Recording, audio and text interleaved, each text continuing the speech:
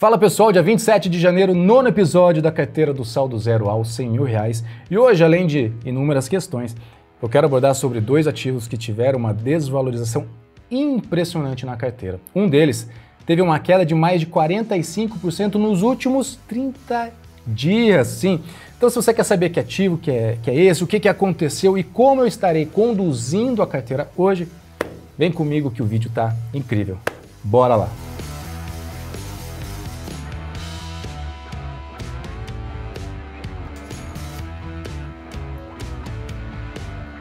Fala investidor, fala investidora, cada vez mais rico, cada vez mais rica, sejam muito bem-vindos. Paulo Boniati, criador do Saldo Zero. Se você ainda não estiver inscrito, deixa o meu convite, se inscreva no canal e ative o sininho das notificações para não perder nenhum vídeo sobre dinheiro, riqueza, investimentos, prosperidade e assuntos correlacionados, além, obviamente, dos vídeos da carteira pública. Se você ainda não me segue, também me siga lá no Instagram, por lá temos a oportunidade de interagir de uma maneira muito mais próxima. E por último, comunidade VIP do Saldo Zero lá no Discord. Vou deixar o link para você fazer parte na descrição do vídeo. Vai lá, faça parte, interaja comigo, interaja com outros investidores. Tenho certeza que vai agregar muito para a sua vida financeira, beleza? E aproveitando, responda aqui, comenta aqui abaixo para mim. Há quanto tempo você vem acompanhando a carteira do Saldo Zero? Você está acompanhando desde o início ou você está chegando agora? Bom, nunca é demais a avisar, deixando um disclaimer aqui, esse vídeo não se trata de recomendação de compra, tampouco de venda, tá? É um vídeo com caráter educacional de compartilhamento de conhecimento.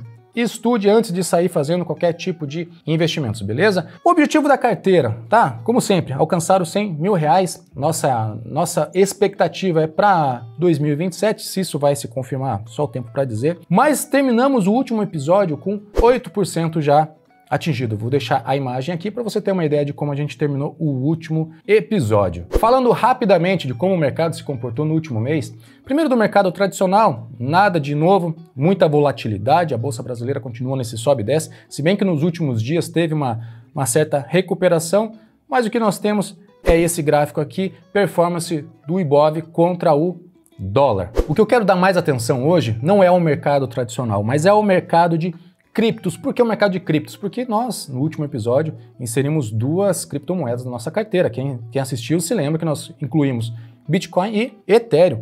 E nesses últimos 30 dias, o que nós vimos foi um verdadeiro derretimento desse mercado. O Bitcoin caiu nos últimos 30 dias aproximadamente 35% e o Ethereum caiu 46%. Para muita gente isso deve ser algo surreal. Para mim, não surpreende, uma vez que eu já tenho essas moedas desde 2018 na minha carteira pessoal, eu conheço bem essa volatilidade, esse sobe e desce, e esse inclusive é um dos motivos de nós termos uma exposição pequena na nossa carteira. Até para você ter uma ideia, a nossa carteira que já está beirando aí os 9 mil reais investidos, essa queda representou cerca de 90 reais dentro dela, ou seja, praticamente nada. É isso que nós chamamos de convexidade, é você estar exposto em ativos que, se ele cair, o nosso impacto é pequeno, mas se ele se valorizar, os nossos ganhos podem ser exponenciais. Mas eu quero aproveitar o vídeo para falar um pouco mais sobre essas moedas. Primeiro começando pelo Bitcoin, acredito que dispensa apresentações, mas o Bitcoin é atualmente a principal criptomoeda, né?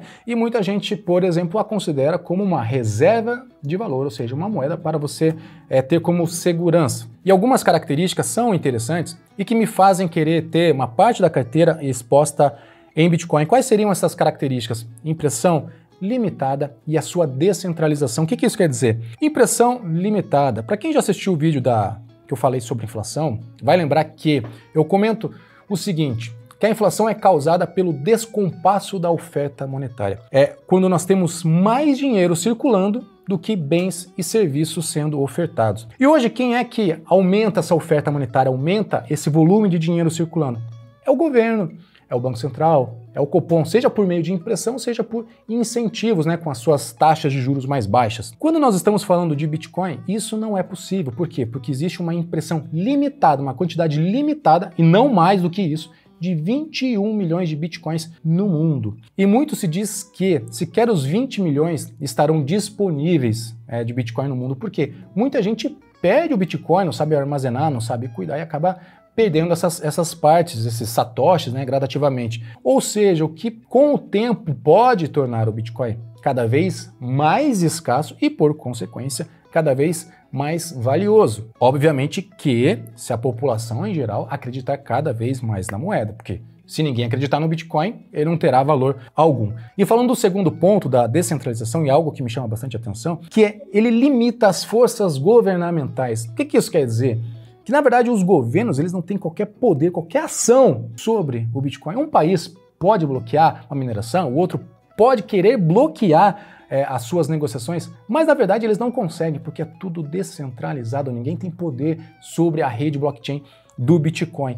Ou seja, em algum caso de colapso que venha acontecer, por exemplo, no Brasil, você pode muito bem em outro país resgatar aqueles bitcoins, converter na moeda local e tá tudo bem. E agora falando de Ethereum, mais do que ela ser a segunda maior moeda da atualidade, ela possui uma das principais redes blockchain quando nós falamos de contratos inteligentes e NFTs. NFTs está muito na moda, se você nunca ouviu falar sobre NFT, nunca leu algo a respeito, talvez você tenha escutado alguma notícia que o Neymar, por exemplo, comprou uma NFT, um desenho de um macaco e pagou 6 milhões por ele. E o que eu quero que você entenda é o seguinte, que preço é diferente de valor.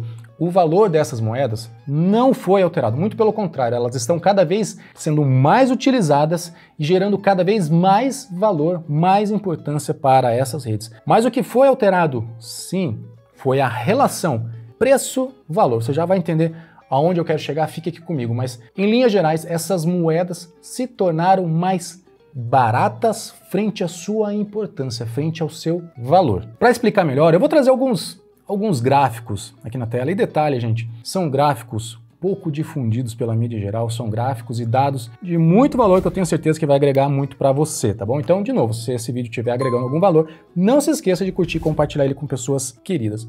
Mas o primeiro gráfico que eu quero mostrar aqui é o seguinte, trata-se da relação volume transacionado na rede do Bitcoin versus o seu preço. Por que isso é importante? Quanto mais transações, quanto mais valor transacionado na rede, mais valor ela gera. Essa relação é muito importante para a gente observar o seguinte. Veja aqui na linha azul, o volume transacionado, com salvo alguns picos, né, mas se mantém constante, ou seja, a rede não teve queda nos seus fundamentos. O que teve queda foi o seu preço, que tinha se descolado, ou seja, estava muito alto em novembro de 2021 e agora voltou a padrões lá do meio do ano passado. Ou seja, essa relação preço-volume transacionado ficou muito melhor. Outro gráfico que eu quero mostrar é a relação do hash rate da rede versus o seu preço. Bom, eu não sei o que é hash rate. O hash é o poder de processamento desta rede. Eu já fiz um vídeo sobre mineração, que eu inclusive tenho uma máquina de mineração de Ethereum aqui em casa, mas em linhas gerais, quanto mais poder computacional nós tivermos empregando na rede, maior é seu poderio de processamento. O que isso é importante para a gente entender? Veja no Bitcoin, o seu poder de hash, ou seja, esse poder de mineradores, esse poder de processamento dessas transações do Bitcoin vem aumentando gradativamente. Isso são mais pessoas entrando na rede e minerando. Aí eu te pergunto, quem é que vai minerar ou quem é que vai emprestar seu poder computacional a uma rede caso ela não tenha valor, ou seja, caso ninguém enxergue valor naquela moeda? Ninguém faria isso. Ou seja, tem cada vez mais gente empregando poder computacional na rede e a relação preço com hash caiu. Ou seja, hoje nós temos um preço muito mais baixo do que nós teríamos, por exemplo, em novembro de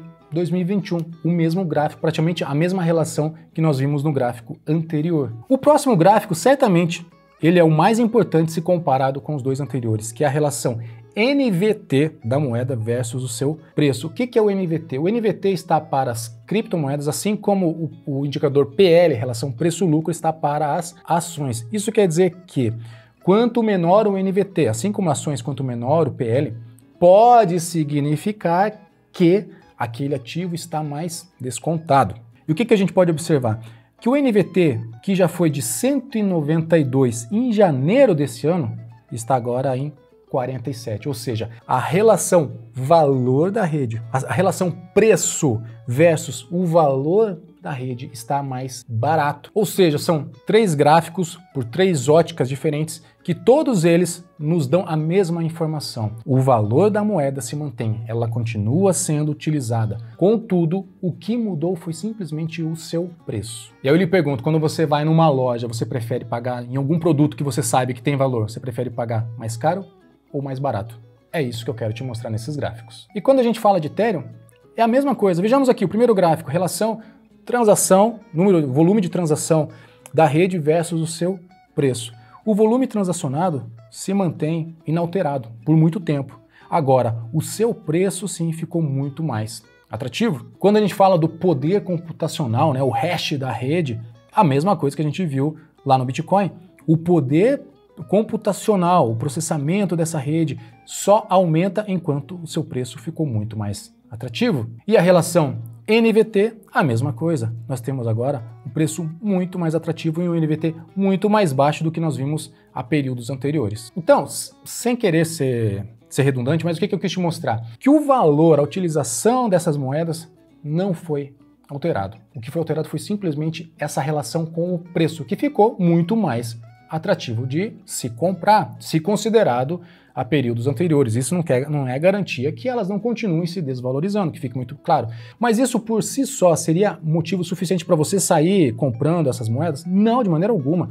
Como eu sempre gosto de comentar, investimentos são apenas veículos que vão te levar do ponto A ao ponto B. Você precisa saber muito bem aonde você quer chegar para depois poder escolher qual é o melhor veículo para te levar. No caso do Bitcoin, para mim, o que eu considero ele como um veículo? Para uma possível reserva de valor, para esse poder que ele tem de deflação, né, por sua impressão limitada e por essa descentralização, o que reduz esse poder governamental que eu até havia comentado no início. E no caso de Ethereum, eu acredito muito nesses contratos inteligentes, acredito muito nessa maior utilização das NFTs. Inclusive, existem algumas securitizadoras que já estão se utilizando dessa rede para tokenizar seus contratos. O que é tokenizar os seus contratos? É transformar um contrato que hoje é feito por meio de bancos, de cartórios, transformar esse contrato como se fosse um token, como se fosse uma moeda, num contrato inteligente e depois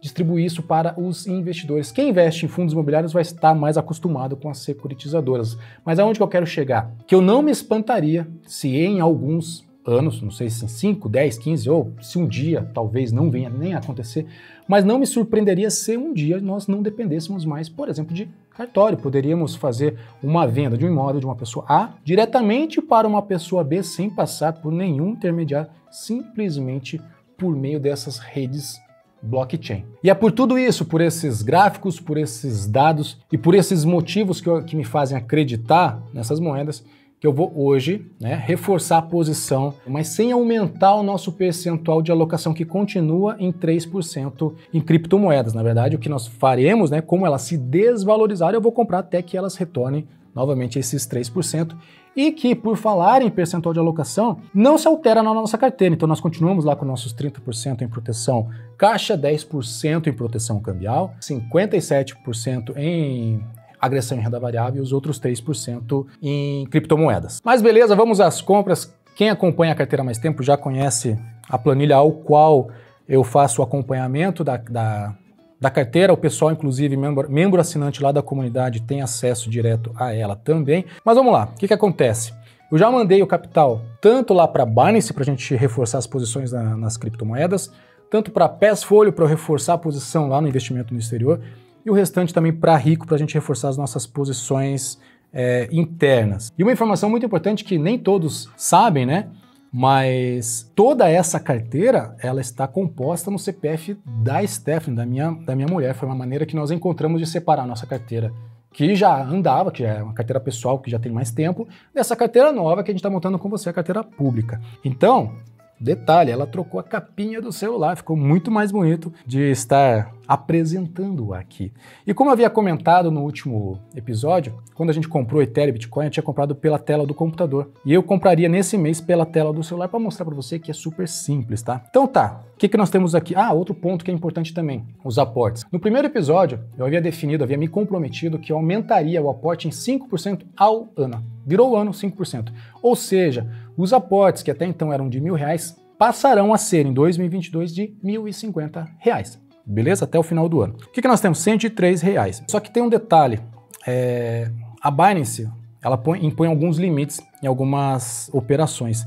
Nesse caso, se eu fosse tentar comprar meio a meio, R$50 de cada uma das moedas, R$50 em Ethereum e R$50 em Bitcoin, ela não permitiria. Vou até mostrar aqui, tá? Fazer uma conversão, então, de real para BTC. Se eu colocasse aqui R$50, certo? Quero converter R$50 em Bitcoin. Ela vai reclamar, ela vai falar, são no mínimo R$100. Então, o que eu vou informar aqui? R$100. Na verdade, eu vou colocar o máximo já, né? E vou comprar tudo em Bitcoin.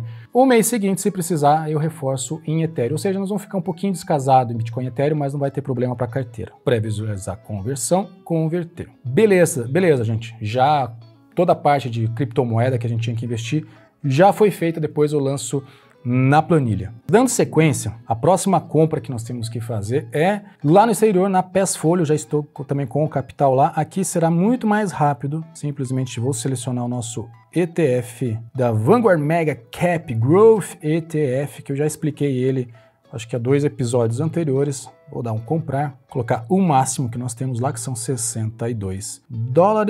Continuar, clique 2 vezes, confirmar. Beleza, a ordem foi colocada, daqui a pouco deve confirmar. O que falta pra gente? Falta nós investirmos no mercado interno, ou seja, no nosso caso, lá pela Rico. O capital já está disponível aqui. O que nós temos de extrato dos últimos períodos? Temos o aporte, proventos do RDM, proventos do BCFF, proventos do GGRC, proventos de Itaúsa e assim por diante. Ou seja, os proventos começaram a cair, apesar de nosso foco aqui não ser dividendos, mas sim uma carteira de valor, né, para o longo prazo. Mas começando, como sempre, pelo home broker, o que nós estaremos investindo?